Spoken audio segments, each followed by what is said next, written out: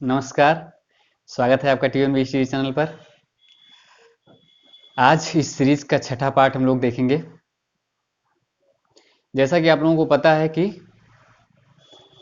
एक सीरीज मेरे द्वारा चलाई जा रही है जो सभी कॉम्पिटिटिव एग्जाम्स के लिए बहुत ही इम्पोर्टेंट होने वाली है।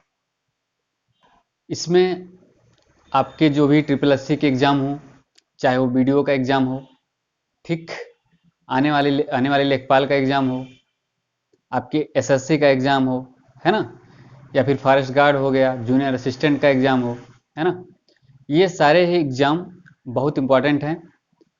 ठीक है, इन एग्ज़ामों के दृष्टिकोण से मैंने ये सीरीज शुरू की है जो आप लोगों के लिए बहुत इम्पॉर्टेंट होने वाली है। तो यदि आप लोग इसको कंटिन्यू ना कर रहे हो तो लग जाइए, यही समय है ना, बार बार मौके नहीं मिलेंगे। ठीक, देखते हैं इस सीरीज का छठा पार्ट है। सबसे पहला क्वेश्चन आज का है, हड़प्पा के लोग किससे अनभिज्ञ थे? हड़प्पा कालीन जो लोग थे वो किससे अनभिज्ञ थे? तो आप लोगों को पता होगा कि हड़प्पा काल में बहुत सारी धातुओं के बारे में जानकारी मिलती है, लेकिन उनमें से लोहा के बारे में कोई जानकारी नहीं मिली है। ठीक, लोहा के बारे में कोई जानकारी नहीं मिली है हड़प्पा काल से। नेक्स्ट क्वेश्चन आपका है, मिट्टी के बर्तन पर प्रयोग होने वाला रंग। जो मिट्टी के बर्तन बनाए जाते थे हड़प्पा काल में, उसमें जो रंगों का प्रयोग किया जाता था वो किस रंग का प्रयोग किया जाता था? तो वह लाल रंगों का प्रयोग किया जाता था। कहीं कहीं आप लोगों ने कई बार सुना होगा कि लाल मृदभांड, है ना, मृदभांड का मतलब होता है मिट्टी के बर्तन और लाल का मतलब लाल होता है। तो मिट्टी के बर्तन जिनको लाल कलर से पेंट किया जाता था, है ना, रंगा जाता था, उन्हें लाल मृदभांड कहते थे, है ना। तो ये लाल कलर हुआ करते थे। ठीक, नेक्स्ट देखते हैं स्वास्तिक चिन्ह। स्वास्तिक चिन्ह किसकी देन है? तो स्वास्तिक चिन्ह हड़प्पा सभ्यता की ही देन है ना।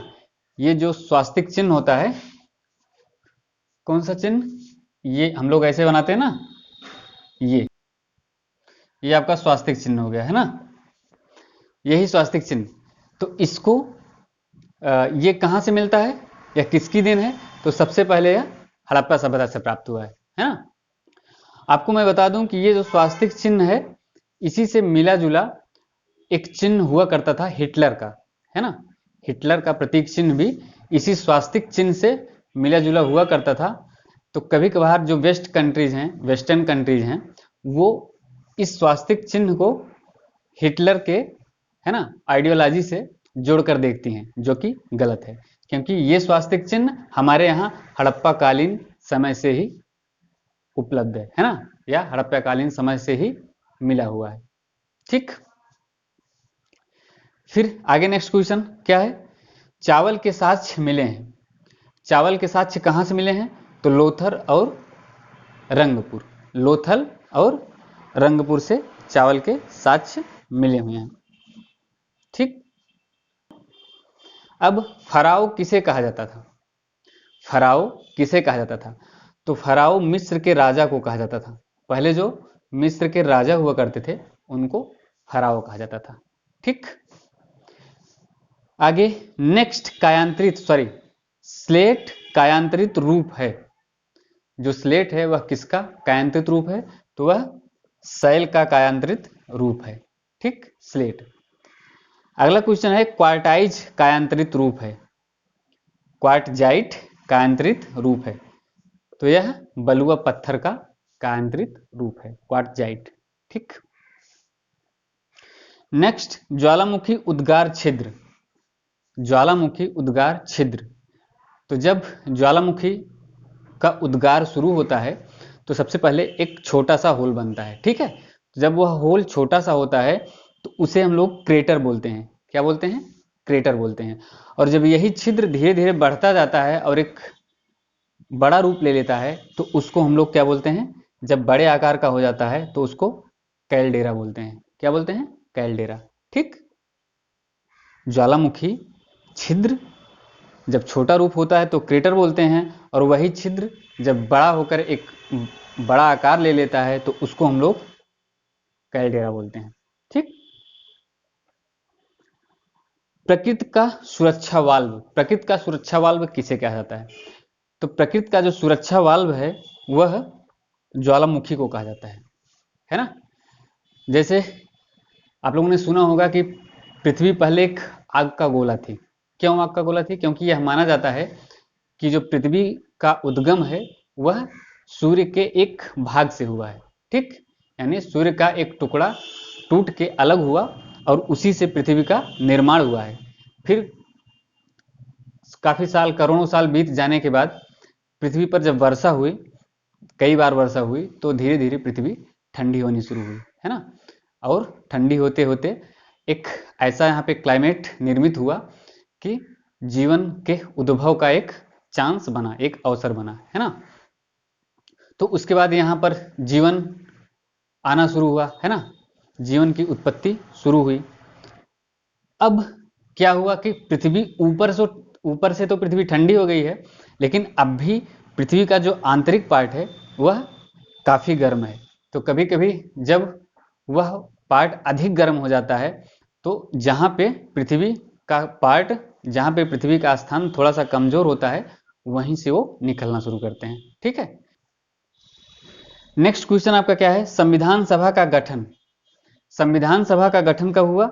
6 दिसंबर 1946 को संविधान सभा का गठन हुआ, ओके। फिर संविधान सभा की प्रथम बैठक कब हुई? तो आप लोगों को पता होगा कि संविधान सभा की जो प्रथम बैठक थी वो 9 दिसंबर 1946 को हुई। कब हुई? 9 दिसंबर 1946 को। और कहां हुई? तो यह दिल्ली में हुई, ठीक है। कहां पे? दिल्ली में संविधान सभा की प्रथम बैठक, है ना। ये क्वेश्चन कई बार पूछा गया है ना। ये भी पूछता है कि इसकी बैठक कहां हुई थी? तो दिल्ली में हुई थी, ओके। और इस बैठक में मुस्लिम लीग के सदस्यों ने भाग नहीं लिया था, ठीक है। मुस्लिम लीग के सदस्यों ने इस बैठक में भाग नहीं लिया था। अगला क्वेश्चन है संविधान सभा का गठन, संविधान सभा के पहले अध्यक्ष कौन थे? संविधान सभा के पहले अध्यक्ष आप लोगों को पता होगा कि जब प्रथम बैठक हुई तो उस समय इसके पहले अध्यक्ष सच्चिदानंद सिन्हा थे और यह अस्थायी अध्यक्ष थे, ठीक। कैसे अध्यक्ष? अस्थायी अध्यक्ष थे। तो संविधान सभा के पहले अस्थायी अध्यक्ष कौन बने?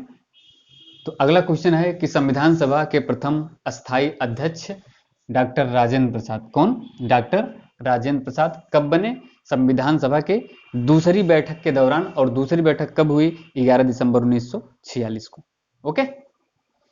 नेक्स्ट है आपका बंगाल के गवर्नर को संपूर्ण भारत का गवर्नर जनरल बना दिया गया। कब बना दिया गया, है ना। तो बंगाल के गवर्नर को संपूर्ण भारत का गवर्नर जनरल 1833 के चार्टर एक्ट के द्वारा बना दिया गया, ठीक। अगला क्वेश्चन भी 1833 के चार्टर एक्ट पर ही है कि भारतीय प्रशासन का केंद्रीकरण एवं गवर्नर जनरल के परिषद के कानून बनाने का अधिकार, है ना। तो यह भी 1833 के चार्टर एक्ट के द्वारा ही लाया गया था, ओके। भारत का प्रथम गवर्नर जनरल आप लोगों को पता होगा और कई बार पूछा भी गया है, ठीक। कौन है? Lord William Bentinck. Lord William Bentinck, okay. अनुवांशिकी के जनक कौन है? अनुवांशिकी के जनक कौन है? तो Gregor John Mendel. Gregor John Mendel अनुवांशिकी के जनक हैं। और कब इन्होंने खोज की थी? तो 1822 ईस्वी में। कब? 1822 ईस्वी में। ये कहाँ के रहने वाले थे? ये ऑस्ट्रिया के रहने वाले थे। और इनके यदि भाषा की बात की जाए तो यह जर्मन भाषा बोलते थे, ठीक। मेंडल ने अपना प्रयोग किया, तो आप लोगों को पता होगा कि ग्रेगर जॉन मेंडल ने अपना पहला प्रयोग मटर के पौधे पर किया था। किस पौधे पर? मटर के पौधे पर किया था, है ना। अनुवांशिकी उत्परिवर्तन होता है, तो अनुवांशिकी का जो उत्परिवर्तन होता है वह क्रोमोसोम में होता है। कहां? क्रोमोसोम में। अब उत्परिवर्तन क्या होता है? उत्परिवर्तन का इंग्लिश अर्थ होता है म्यूटेशन, है ना। म्यूटेशन इसका मतलब ये होता है कि जैसे जैसे माता पिता के द्वारा जब बच्चों का जन्म होता है तो जो भी व्यवहार या बिहेवियर या गुण माता पिता के अंदर हैं, तो उन व्यवहारों या उन गुणों से कुछ चेंज होकर, बढ़कर या फिर घटकर जो भी बच्चे के अंदर पहुंचता है ना, तो उसे हम लोग म्यूटेशन बोलते हैं। यानी उनके व्यवहार में, उनके गुण में, है ना, जो कुछ भी थोड़ा बहुत चेंज हो जाता है उसे ही म्यूटेशन बोला जाता है। ठीक, उसे ही म्यूटेशन यानी उत्परिवर्तन कहा जाता है।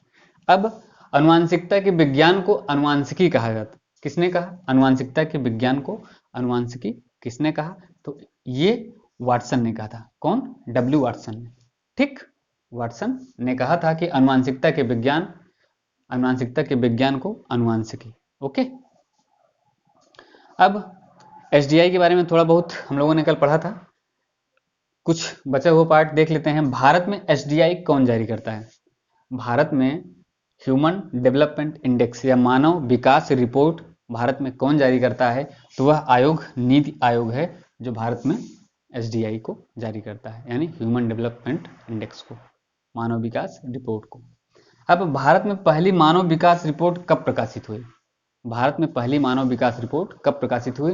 तो यह रिपोर्ट अप्रैल 2002 में। कब? अप्रैल 2002 में प्रकाशित हुई। नेक्स्ट क्वेश्चन है, पहला राज्य जिसने एसडीआई जारी किया?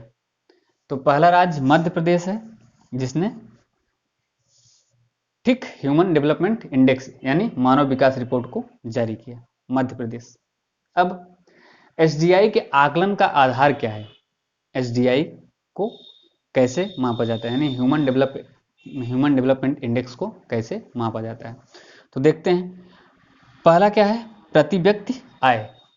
प्रति व्यक्ति आय के आधार पर, ठीक। दूसरा जीवन प्रत्याशा के आधार पर, और तीसरा है शिक्षा के स्तर पर, है ना।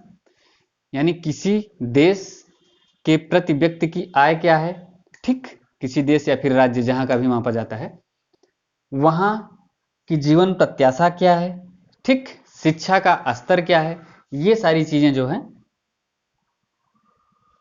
एसडीआई के आकलन के आधार हैं, है ना। इन्हीं के आधार पर एसडीआई का आकलन किया जाता है। ओके, तो ये रही आज की छठी सीरीज, है ना। आई होप आप लोग मन लगा के पढ़ रहे होंगे। ठीक है, मिलते हैं नेक्स्ट वीडियो में, तब तक के लिए धन्यवाद।